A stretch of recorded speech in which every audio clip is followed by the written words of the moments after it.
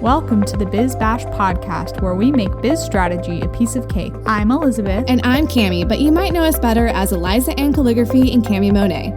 We want to help you, our fellow stationers, artists, and calligraphers, confidently build a profitable and personality-driven creative biz. We're here to share our honest-to-goodness advice and actionable strategies for ambitious artists. So put on your party hat, quit being a procrastinator gator, and let's get this party started. Hello, party people out there.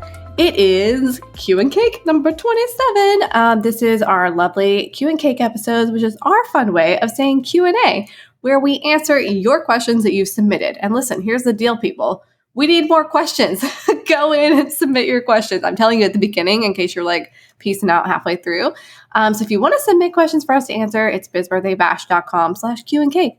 Go do it. Okay. These are always like a rapid fire. So I will start off reading our very first question. Here we go. This is from @Eddie and Ivory. Edie and Ivory? I would say Eddie, but EDIE and Ivory. Okay. Hello, my name is Shelby, and my question is regarding the early stages of establishing your creative business and creating a solid online presence. I know from previous episodes, hey, longtime listener, you guys recommended creating a sample invitation suite or some sample pieces of what you want to include in your services to show prospective clients and showcase it in a portfolio, aka on your Instagram feed. My questions are, this is like a multi-parter. I love these. Yes, My questions bring are, it on. Number one, how many pieces or suites do you think would be enough to invest in upfront for Instagram and website content purposes only? So how many suites do you need? And two, I'm really stuck on which Instagram account to post this created content to. Do I post it on my personal account, which has an established base of followers already, friends and family only, not professional? Or do I post it to an Instagram account I created for my new business, which doesn't have any content or followers yet? Please help. I've been sitting on some of this content for so long because I just can't figure out which is the right way to do this. Any advice would be appreciated. Yes, yay. And Cami, I partly picked this question to answer today because I know that what is your now professional account was your personal account at the beginning. So guys, if you want a real hoot, scroll way back on Cami's feed. You gotta go way, way back, but there's some hoots on there, I'll tell you right now. But it will take you like 10 minutes of scrolling. But yes. Yeah, it is my personal account. Yes. Okay. So let's just answer this in the parts, right? Okay. So the first one is how many pieces or suites do you think would be enough to invest in upfront? Like your for sample Instagram, pieces. Yes. And website content purposes. So I'm reading this as like, how many fake suites, quote unquote, do you need for your portfolio? In my mind, I feel like it has to be an odd number. I feel like it has to be like 3 or 5.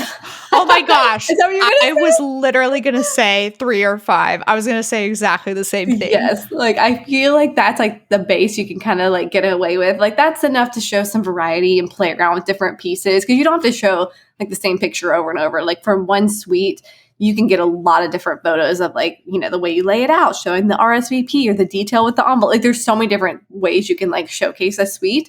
So I feel like 3 is like totally doable. 5 is like, oh, you're starting to get the hang of things. Like, more than that, I don't think you really need too much more of that. I mean, if you are just like on a creative, you know, you're in the zone, then by all means do more. But I feel like 3 to 5 is a good sweet spot to aim for. Mm-hmm. Yep. And so that will take a little bit of time to put all of that stuff together. But depending on how handy you are in Photoshop or Illustrator or the programs you use, like, well, Cami and I are kind of wizards. I don't want to toot our own horns. We can design a suite in like a day. But that's taken like years of experience to get to that point. So by any means, do not feel like you need to do that.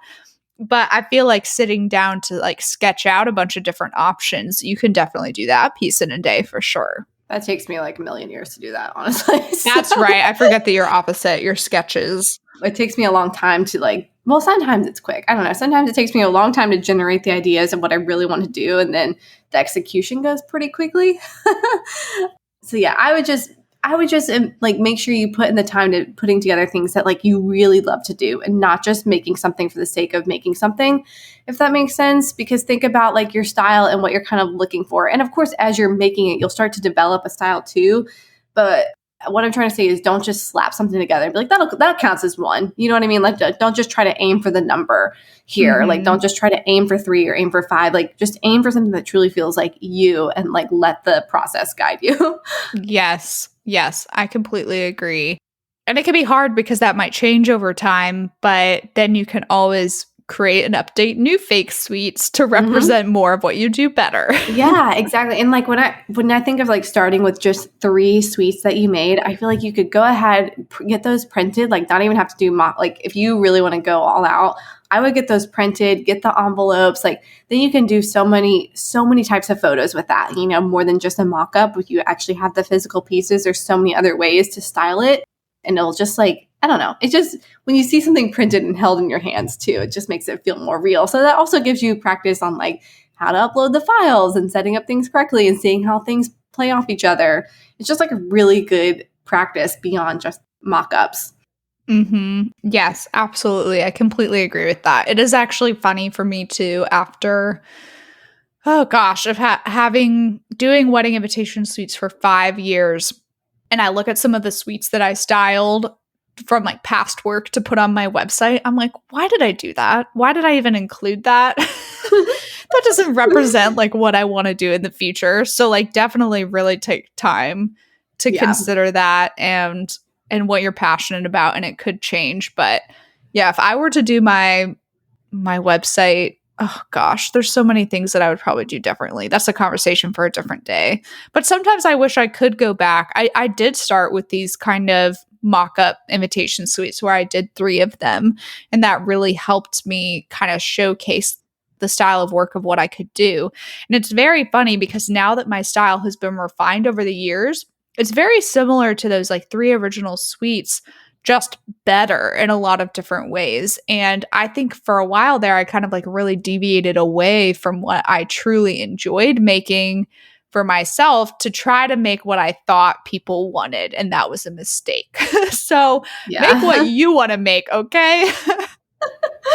Yeah, I think I just did like a ton of styled shoots that were just like all over the map because I was like, oh, this is what people like. And then I got my first like really real client that I was just like, this is it. And I narrowed down like immediately from there. Like it was like, I have found the path. Like, here we go. You know what I mean? Like, yes, exactly. Yes. Okay. So part 2 of this question, I'm really stuck on which Instagram account to post this created content to: the personal account, which has her friends and family followers, or the Instagram account that she created for her new business, which doesn't have content or followers yet. Yeah, I don't know. Like, it's funny because by now she's probably made a decision. Because Shelby, I think this question is from a while ago, like early 2020. So I'd be curious to know which one you chose and why you chose it. But definitely go look. I just don't think you can go wrong either way. The thing you don't want to end up with happening is that you're like constantly feeling obligated to post to both. So for that reason, I'm like, well, if you already started one for your business, why not continue it there? Whereas like Cami just kind of started posting her stuff on her personal account and then it like turned into her business account. Yeah. The reason I did that is because I wasn't like being like, I'm going to turn this into a business. It was just like my personal account, me being like, look at what I made. And I already had like a ton of followers on there. So it kind of worked out like to already have a base. Like I had like 3,000 or something starting out, which I thought was a pretty good base for starting out, whatever. And I would also, my business name would be my name anyway. So it just didn't make sense to change it. Like I would go ahead, if you're planning on having a separate business account, like start building the business account now. Like, you know, your personal account, let that be your personal account. What I would do is I would build up that business account and then do like a post with sharing some invitations on your personal and be like, hey, I started a new account for my business. Like go follow it here. I'm doing wedding invitations now. And like start shifting people over there, which you'll start getting followers. But you just kind of have to make a decision on, do you want like clients, like which one are you going to be client facing, and start building that one up, because you do have to like devote the time to whichever one you decide to pick. But it sounds like you created a business account with that in mind. So I would start on that business account, get the content up, get the followers up. Yep. Agreed. And did you go and look to see if she's posting? I think it's a private personal account. Oh, okay. So I can't see if she's posted on there. Okay. Unless I follow her. But right. Yes. For some reason it's not coming up for me, but I do not know why. Maybe she blocked me. I'm just kidding. I doubt it. Oh my gosh. Yeah, I had to type in the whole name for it to come up. Maybe because it's private or something. But yeah, I would definitely start it sounds like you already made that decision for yourself by creating that separate business account. So just go for it. Yeah. Elizabeth, did you have a separate business? Like, did you have personal business or did you create I had a personal account first. Okay. And then you made a business one. Mm-hmm. Yeah, okay. That's so funny. When I type it in, I cannot find it. So that's weird. Who knows? Who knows, y'all? Yes. And then mine just transitioned into whatever I'm doing. So, okay, let's see. Next question. I'm a watercolor artist looking to collaborate more with stationers to provide artwork for them. I learned a lot from Jessica's webinar about licensing artwork during the Stationer Summit, but I'm kind of stuck on how to get started. How can I market or reach out to stationers? What types of files / artwork are they looking for? Or is this even something that stationers are needing? Thank you. And this is Kate of the Lighthouse Sketchbook. Yay. Thank you, Kate. I mean, I think this is something that stationers are definitely looking for. It's just more about finding the right people, I guess. Yeah, I feel like in all these like stationary Facebook groups, I feel like I see posts every day being like, I need someone to do this who has availability for this type of artwork. And so like commenting on those posts, like getting involved in those Facebook groups is going to be huge because that's where everyone's kind of hanging out. There are always people looking for artwork for that, or even just posting in there and be like, hey, I do this type of artwork. Here's the types of things I do. Bin illustrations, pet portraits, this type of thing. Like email me if you have someone looking for it. You have to be really proactive with it is what I'm trying to say. Like no one's going to really come to you and be like, hey, I want to use some of your artwork. Do you do that? Like you really have to be proactive and say, this is a service I offer. I know a couple of people who do this and they also just have pages on their website with dedicated like rates for that type of thing for licensing artwork with other stationers. But it's definitely something I've really enjoyed doing. Like I really enjoy just doing the artwork and sending those files off for other stationers to do all the printing and working with the client, that kind of thing. I definitely like that. So that kind of happened for me by reaching out or commenting in Facebook groups with examples of my artwork. And then people just kind of like asking as well. And I'm always like, yeah, I do. And so once I establish those relationships with these other stationers, they kind of keep coming back to me. So we have like a established working partnership. So once you kind of get the ball rolling with that, it'll just kind of snowball from there. Yes, there are actually people that I have started to provide artwork for too. Well, there you go. Which is awesome. And so we can also talk about the kind of files and artwork they want because it's very dependent on the printing form. So the person that I provide artwork for, like venue sketches, line drawings, things like that, are usually going to be letterpress printed. So I like to provide them an Illustrator file where there is one element of the file dragged in from Photoshop because I like to do a lot of my line drawings in Procreate. So it's dragged into the file as is, but then I copy and paste it and I vectorize it. So then she has both to choose from. If she doesn't like how I vectorized my version of the vector, then she can try it on her own with the unvectorized image that's in the file.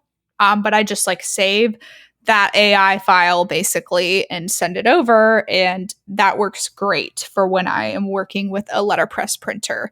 I would imagine that if they are digitally printing it, like what Cami would do with watercolor, that they probably want a Photoshop file, or I don't know, Cami, would they want a JPEG or something like that? I usually send a JPEG, a PNG, and a PDF. I don't typically send a Photoshop file unless we've like worked out something. And sometimes I'll be like, oh, I'm going to go ahead. Like if it's like a venue, we did like a full venue scene. And then I'll be like, I'll also do a version with like, that could be like a little PNG with like the sky removed and stuff for you. Like, and we'll work something out. If they need something for like, you know, a little more like an icon thing than like a full spread thing. But that's typically the types of files I send over.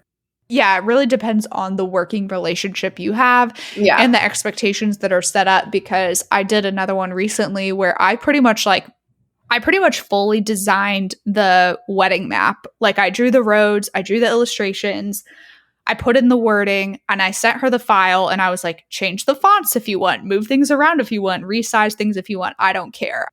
I was like, my work here is done. And I respect her so much and her work that I was like, whatever you create, like from this, it like doesn't even matter to me because I got paid for like So, what have you at need, it. like what you needed from me, right? So like have at it, go for it. So I'm excited to see what that like turned out like. But she was like, I basically just need the map designed. And I was like, on it. And I was like, but you can just change whatever you need to change. Yeah. And so like we have that level of trust between us, which is awesome because it's not to everybody, right, that I would send a editable AI file with like multiple pieces on it structured into an actual design. Yes, I did actually just send a Photoshop file. Now I'm thinking about it to someone, but I was like, I know here you need this layered file and you're very frazzled right now. So just do what you need. Yes, like, exactly. Take the other stuff. I do not care. Like, it's fine. Yes. Yeah, it just kind of depends on who it is, I guess, or what they need. Okay. Very much so. Yeah, but definitely, it is definitely something that other stationers are needing. So, for sure. And I was going to mention too, like, don't hesitate to ask what kind of file they want. I mean, everyone has a preference for what they like to work with best. Yeah. And then just in terms of like what type of artwork, like obviously venue illustrations are huge. I feel like different types of drinks are very like huge because people are looking for stuff for signature drink signs, pets.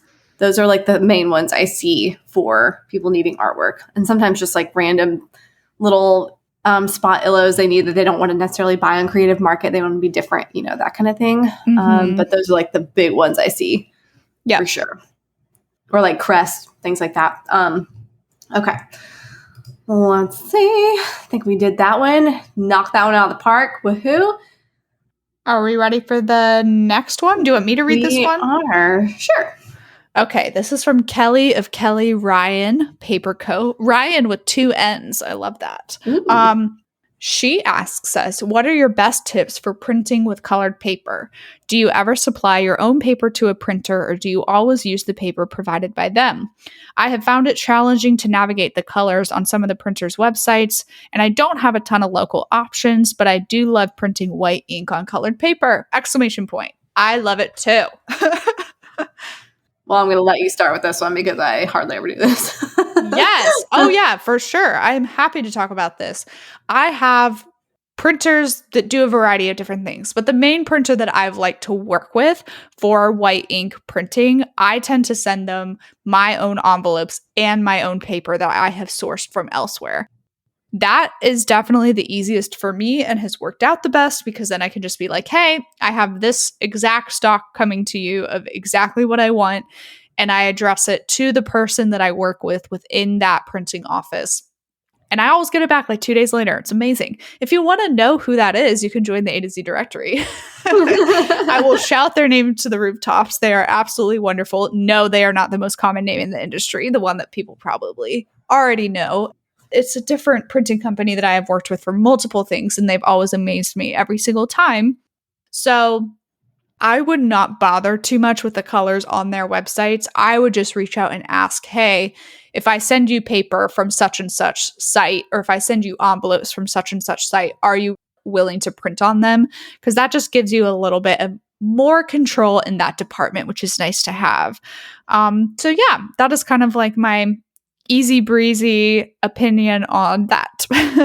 Yeah, I think too is like people forget, like you really have to connect with printers. Like you can't, like sometimes they're just not websites where you order from. You're really like just talking to someone over email and it's not like a super streamlined process.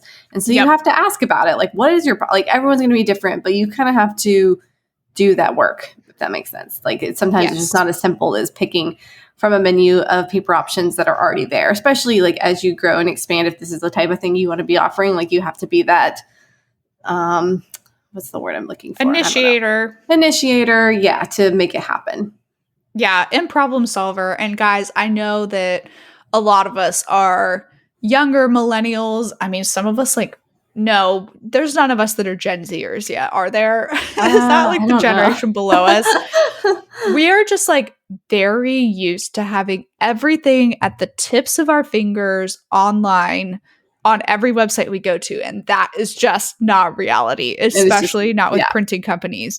please, for the love, pick up the phone and call them or send them an email. Like, there's only so much that we can help people with in Facebook groups. Unfortunately, even in our group, when someone asks, does so-and-so offer this or do they do that? A lot of times we're like, you really need to pick up the phone and call.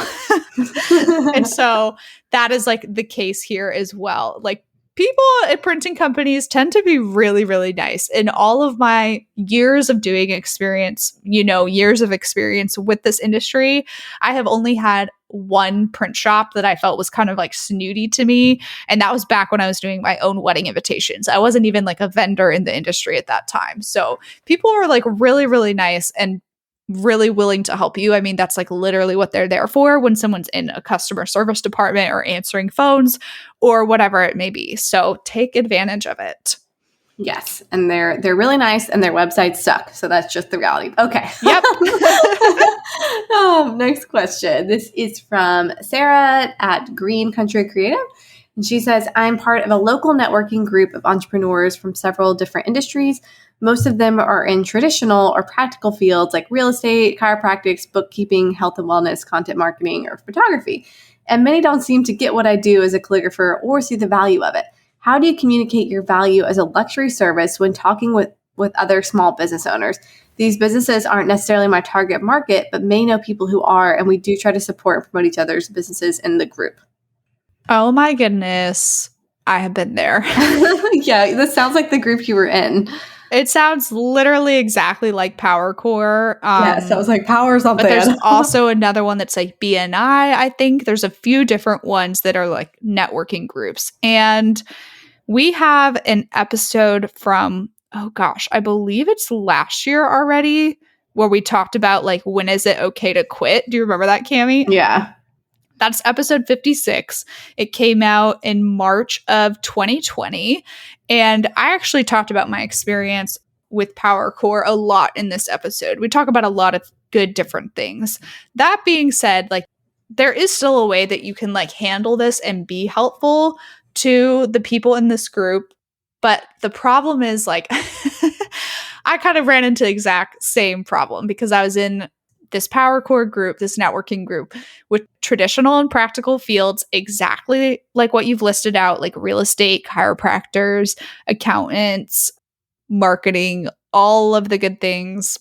And at the end of the day, I was like so far outside that realm that it didn't make sense for me to be there. Like, I thought when I was going to join, and I know this might not be the answer that you want because you're like, I'm trying to make the most of this. I'm trying to support the other business owners in the group. Like, what I realized was that I needed to put my efforts towards wedding industry specific networking, that I just was not in the right place when I was trying to do this. Do I have people from that group that I still talk to this day and consider good friends? Yes, I definitely do. I have some great connections from that group. I have had things come up in my life where I'm like, oh my God, I can call so-and-so because they'll have a referral for me. Like, it has paid off like in my personal life super, super well because I know more people now, and like knowing people, I would say, is power. It's very advantageous. Like, knowledge is power, right? But I totally felt that chasm when I was trying to understand or trying to explain to them why my stuff mattered and why I was charging the way I was. It was just too different to really overcome that barrier, unfortunately. Because if you're, I don't know. It's so tricky. Hard to explain. No, I mean, you're making perfect sense. It is tricky. It's just almost like when I think of like real estate, bookkeeping, chiropractor, like those are just so separate, different than like a product shop, a calligrapher, invitation designer. Like, it's just, there is like this disconnect. It's like one is like almost like a luxury fun thing. The other ones are like, basic necessities, or not even necessities, but you know what I mean? Like, there's just two very different types of people too. And like, is someone who's a chiropractor really going to be talking to their clients about calligraphy? Like, when is that ever going to come up? Just being devil's advocate here. Like, I just don't know how that is going to eventually lead to that, because we always say like some people just aren't going to be your people. Like not everyone is going to be your ideal client. You have to like really focus on speaking to your ideal clients and finding where they hang out at. And it's probably going to be like, this is like a shotgun approach to it because you're trying to like indirectly get to these people's clients or people in their circle to know who will refer you. But without visual stuff too, I think it's very hard to get clients if they're just like, yeah, I know someone without seeing a visual of it as well. Like I feel like there's that disconnect if they can't visually see your work because that represents so much of what you do versus just saying, I'm a chiropractor. You don't have to like visually see them, you know, adjust someone's back to understand what that like is. Almost every person, I feel like the terms real estate agent, chiropractor, accountant, bookkeeper, like universal language, right? There's a universal understanding of those industries and what those people do. And the calligraphers, it is almost just like too abstract because people think, a lot of people are like, oh, calligrapher, you can write my son's name really nice on a elementary school certificate, or you can engrave my dad's name in a Bible. I don't know. These are a lot of like the original like inquiries that I would get especially when I first moved to Georgia, like what people thought a calligrapher was. So either you have to like, here's how I could see it potentially working for you. You go to that group and you don't advertise yourself as only a calligrapher, right? That's too broad. You address yourself as a calligrapher who addresses envelopes, and you pick one thing in your business that you advertise because otherwise they just won't get it. Like they will send you anything and everything. So if you plan to stick with it, you're like, I'm a calligrapher who addresses envelopes. And like, sure, of course you take other work from other avenues, but if you want to use this to your advantage, pick one thing and stick with it because then it's just it becomes more obvious what you do. Or like if you say wedding calligrapher, like even that distinction is going to be like, oh, I know someone who's getting married. Like they can make that connection of what calligraphy is for. Be like, I'm a wedding calligrapher. I work with, you know, clients who want their addresses done in calligraphy. Like that is very straightforward. Yes. And even though you obviously, I'm sure you do lots of other things, maybe that's an easy way for them to connect you to something that is relatable in their life. Like weddings, they know someone getting married. Maybe they can like make that connection and it's easier for them to understand like more of the services you do. So yeah. And this is so tricky. It's hard because I don't want to be like, you're wasting your time. But after doing 6-ish, 7 months of it for me, I guess, was kind of around the time that Cami and I ended up recording that episode of like, when is it okay to quit? Because I had originally gone into it being like, I'm going to do this for a year. And I was like, okay, but if it only takes me 6 months to realize that this isn't good for me, why the heck would I waste another 6 months of my life? Especially because I counted up the hours that I was spending each week doing meetings, phone calls, coffee dates, whatever you call it. There's like so many things that come with these local networking groups and these like extra commitments. And I was like, holy freaking, this is like way too much time. And then I did get kind of near the end there. I got one wedding invitation client who was actually a very high paying client, local here to Atlanta, that was interesting. So I'll just like leave it at that. I don't regret getting that client, but I that client pushed my buttons in a lot of different ways. So oh yeah. So long story short, you could still get some traction from this, but it is going to be harder. Like I feel like you're trying to dig through rocks instead of like moving somewhere else where you could like dig through sand to make it easier for yourself. Yes. You're paddling like upstream instead of going with the current. Like look at all of our analogies. Look at all the metaphors. I just imagine her being in a canoe and I'm like, oh, she's just like paddling so hard to like go upstream to like get to the bookkeeper to keep the connection. And like downstream, there's a wedding planner waiting with open arms. Like, I understand you. Like, I love you. Turn around, go the other way. Let's float down here. Yeah. And obviously like networking is still hard, but there are just pairings that make more sense. That's kind of yes. That's kind of the end of that. And that is the end of that. So yes, maybe that wasn't the answer you were looking for. Now I feel bad, but it's okay. That's a real, honest answer. It's a real, honest answer. Yep. Okay. This is the end of this episode. This is the end. We have reached the end of the episode. Oh, Lord. Okay. Oh, I'm just stretching out here. We always do weird things at the end of Q and Cake. All right. Just stretching. You guys, we are so far ahead. It's amazing. We have all of our guest episodes, almost all of them through the end of the year recorded. And then I think like now that Cami and I have finished this round of podcasts, like Cami and I individually, I think only have like 10 episodes we have to do with each other to wrap up this year. So happening quick, already thinking about 2022. Oh my goodness. It's gonna be a good year. It's gonna be a good year, buddy. Okay, well, how do we wrap up Q and Cakes the same way? Oh yeah, leave us questions. Do it, y'all. Go ask more questions. You can get a brutally honest answer. Just go to bizbirthdaybash.com/Q and Cake to ask your questions there. Go do it. We need some freshies coming in for 2022 and the end of 2021. So go leave your questions there so we can answer them on the show. And let's see, leave a review. Also do that. But if you want to do one or the other, you can take 1 week to ask a question, the next week to leave a review. Spread it out. Keep those tasks easy. We don't want to get anyone stressed out. Yep. And I think that's it. That is it. Okay, everybody. We love you so much. Have a wonderful rest of your day. Bye. Hey guys, we just wanted to hop in and talk about one of our amazing resources, the A to Z directory. All of us have thought at some point, how did she do that or how did she make that? And maybe you don't know where to start or how the heck to produce this amazing product you've dreamt up.